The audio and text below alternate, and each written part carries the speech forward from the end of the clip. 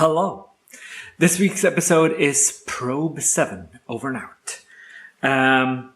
And it is nearly a perfect Twilight Zone episode. And it all gets revealed in the end. So, we have a crashed spaceship. And that's sort of how this opens. But before we get there, we should talk about when this episode was aired. It was supposed to follow another episode called Night Call, which was supposed to air on this date. But it wasn't because the Kennedy assassination happened and Night Call, a bit contentious, so they moved it and put this in its slot.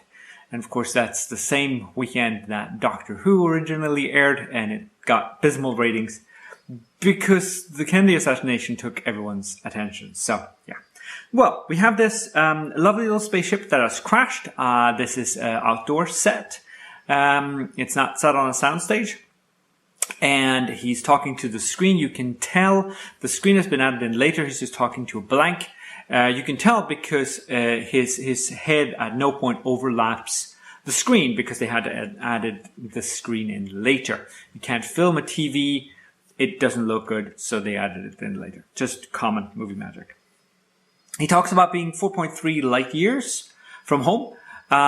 So the only star that close to Earth is like the Alpha Centauri system, which has 2 stars. But we're gonna get to a bit more of a mess how that doesn't work quite as well. So the man at the controls says silence and cries. That's the story of our world. Silence or cries. It's a very telling and very horrible way to put the fate of an entire world, that it's either silence or cries. But that's what nuclear holocaust, which is what they're talking about, is. And again, the Twilight Zone is all about a snapshot of the time in which it was made. This is, the Cold War. People were scared of impending nuclear doom. So, okay, so he walks outside and looks around, sort of the crash site, and there's very little collateral damage. Like, they dug some trenches and stuff, but there's not any fires, there's not been anything like that. It's all very sort of pristine and nice.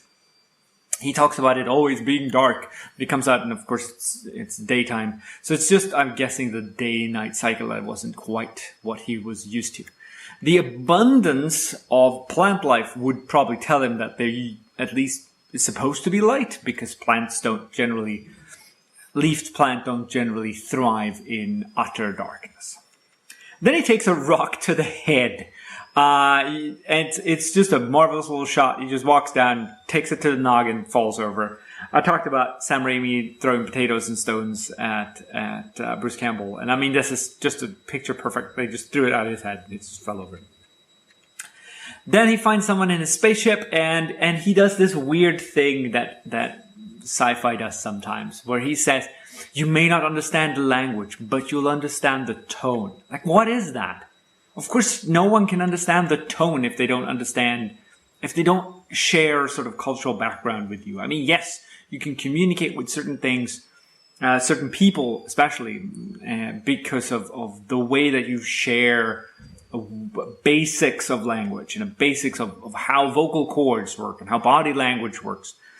But oppose that to anyone else would look disarming, could to someone else look extremely hostile.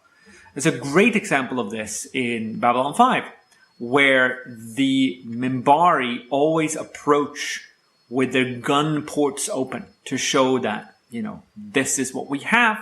We're not aiming it at you. We're powered down. And of course, this is incredibly intimidating to the humans because they just see, oh, this ship has all of its weapons showing. So I don't like that. It's a bit like something I read about the Soviet Union, where their space program was sort of co-opted by political forces within the government. And it ended up as being, instead of having a first contact protocol, which said, well, you have to establish a baseline, probably using math to show sort of that we can communicate with one another. They concluded that if a civilization is advanced enough to travel into space, they have to have become advanced enough to have gotten to become communists, and therefore they will speak Russian, which makes no sense to anyone except those politicians. But that was what the program was supposedly to entail. He talks to this woman, and he tries to explain where he's from and stuff like that. And he's using, this is my galaxy. Of course, there's no galaxy border that's 4.3 light years. So, no, he should have said solar system or planet system, something. Then he's climbing in and out of his craft. And of course, the door jiggles like that. I don't think it's solid metal. To be fair, I just don't think it's quite what it appears to be.